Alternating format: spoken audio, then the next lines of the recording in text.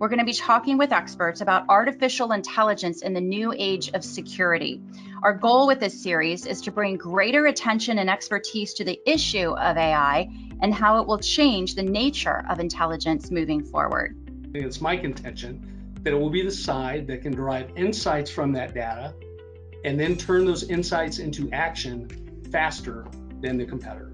That's who will win. I think that over time, increasingly, the role of human beings is going to be in building the decision-making process that is embedded in the algorithm.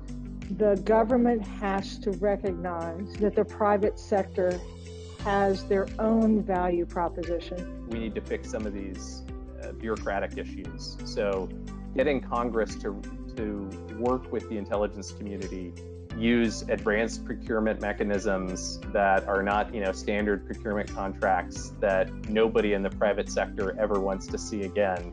One of the things every agency within the IC needs to do is they need to make sure that senior enough people are liaising with the appropriate committees. We need people working across borders of disciplines, as well as across the aisles, as well as across countries, especially like-minded countries, to think about how we can harness these technologies to enhance the vibrancy and quality of lives of our citizens across the world. I do believe that America has the ability and the mindset to be number one in this area. One of our most significant challenges is this idea that AI is some future thing. If we want AI to be our future, it has to be our AI present. AI can contribute greatly to improving the outcomes of our federal workforce. It can take tasks that are intensive labor, collection of information, interpretation of information, and repetitively doing multiple drills for even just a budget area. This can lessen the load and you can focus your mind on analytics. When you think about some of the new national security challenges that we're talking about, as the intelligence community figures out how it wants to play in climate and pandemics, you can imagine that those are large data problems. And some of the combinations of our sensors and AI could be a really interesting contributor to national security on those fronts if we can figure out how to put it together. Everyone has a role to play. I don't know that we're all as aligned as we could be, but I know that those are where the conversations are headed. What is the outcome? What can everyone do to contribute to it, to include industry and academia? I think the more maturity we build on government applications of AI, you're going to see more cross-skilling.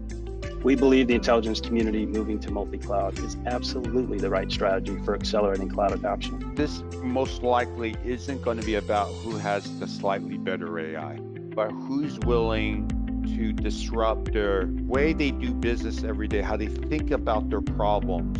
Artificial intelligence is an important component, really, of our national dialogue and inside of Microsoft as well. This series is addressed in a number of different angles, from policy to legislative, technological, and ethical. I think the most promising immediate application and the one that might yield the most benefit across the IC in the short term is natural language processing or human language technology. For us in particular, with the Earth is real big. So having AI to help us to oversee it and show us the way will really do wonders in helping us advance our mission in that respect. One of the best ways we can keep our AI momentum moving forward is to streamline our development. So our developers and our researchers and our tradecraft, specialists don't have the barriers of data access or even just sort of the guardrails of policy and compliance as they're trying to do their mission work. The public-private partnerships are really the only way forward. It's not even an option anymore.